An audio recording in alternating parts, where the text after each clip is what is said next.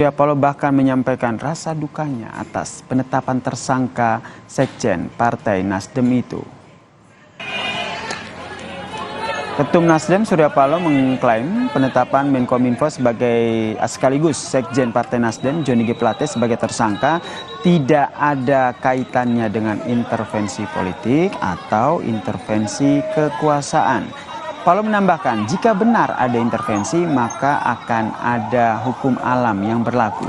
Kasus yang menjerat Johnny G. Plate disebut merugikan negara hingga 8 triliun rupiah. Tetapi sukar untuk mengusik apa yang terjadi di dalam perasaan emosi diri saya. Semoga saja godaan-godaan yang menyatakan pada saya ini tidak terlepas daripada intervensi politik, tidak benar. Ini tidak terlepas daripada intervensi kekuasaan, juga tidak benar. Ini godaan pada diri saya dan saya sudah katakan tidak benar itu. Kalau benar, mungkin hukum alam nanti yang akan dihadapkan kepada itu. Ya, saudara, tadi kita dengarkan sama-sama Ketum Nasdem Surya Paloh mengklaim tidak ada intervensi politik ataupun kekuasaan terkait dengan penetapan Johnny G. Plate sebagai tersangka oleh Kejagung. Betulkah demikian? Kita ulas bersama dengan Direktur 5 Ray Rangkuti sekaligus pengamat politik. Selamat malam, Assalamualaikum Bang Ray Rangkuti. Waalaikumsalam, apa kabar Bung? Sehat, Alhamdulillah. Semoga Bang Ray juga sehat. Pertanyaan pertama saya, tadi juga sempat mendengar ya apa yang menjadi statement dari Ketum Nasdem. Menurut hemat Anda, ini murni hukum atau ada pesan yang tersirat lainnya yang ingin disampaikan oleh Ketum Nasdem? Ya, sejauh ini memang bisa kita sikapi bahwa proses yang terjadi di mana Pak Johnny G. Plate ditetapkan sebagai tersangka dalam kasus BTS ini masih bisa dinyatakan murni gitu ya. Karena kan terlebih dahulu didahului dengan penetapan bawahannya ya, ada sekitar 5 sampai 6 orang sehingga saya yang ditetapkan sebagai tersangka dalam kasus ini. Lalu begitu lama, hampir sekitar memakan 2 sampai 3 bulan sampai kemudian ada penetapan kepada Pak Plate ya. Sekalipun begitu, apakah ini benar-benar murni proses penegakan hukum terhadap yang bersangkutan? Saya kira nanti di pengadilan bisa memperkuatnya atau sebaliknya bisa membongkar hal yang lain gitu.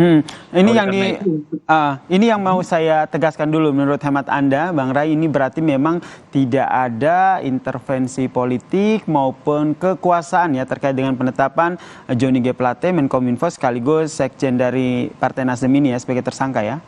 Iya, kalau dilihat dari prosesnya, ya, ini masih proses yang kelihatan logik lah ya, dimulai dari bawah naik sampai kemudian ke Pak Plate gitu.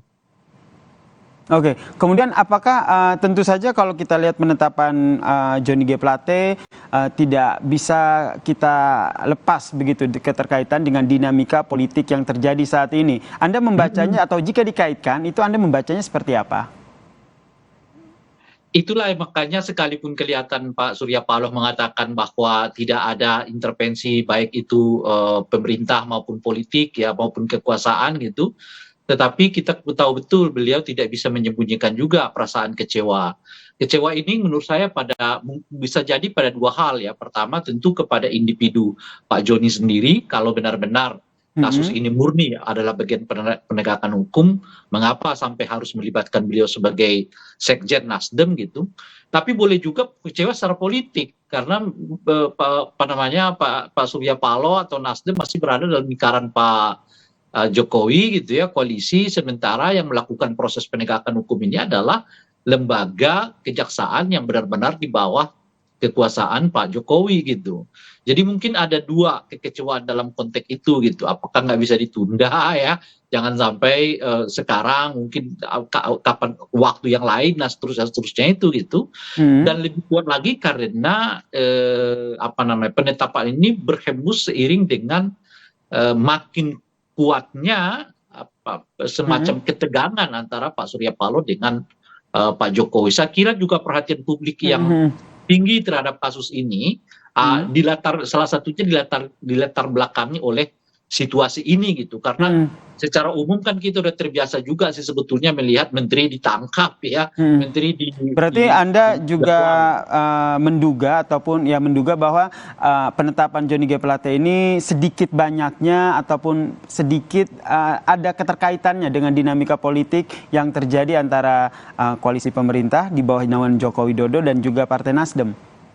Kalau itu menurut saya nggak bisa dihilangkan. Tidak bisa dihilangkan ya, oke. Ya, kenapa bobot perhatian publik begitu tinggi terhadap kasus ini?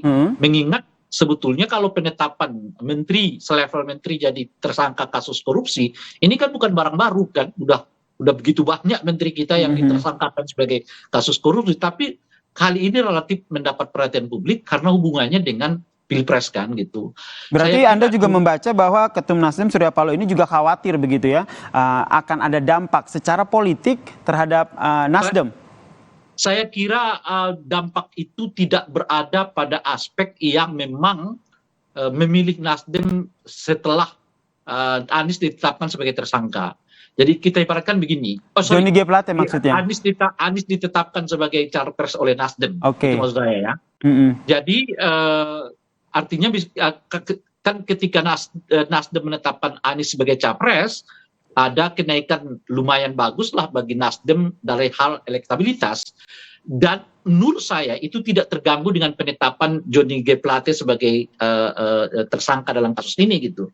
Artinya misalnya kalau setelah penetapan capres Anies ini oleh Nasdem, katakanlah misalnya meningkat ke 6% perolehan suara legislatifnya Nasdem, saya kira 6% ini sudah agak solid di apa namanya itu ya, sebagai pemilih Nasdem untuk 2024 yang akan datang, nggak akan terganggu oleh peristiwa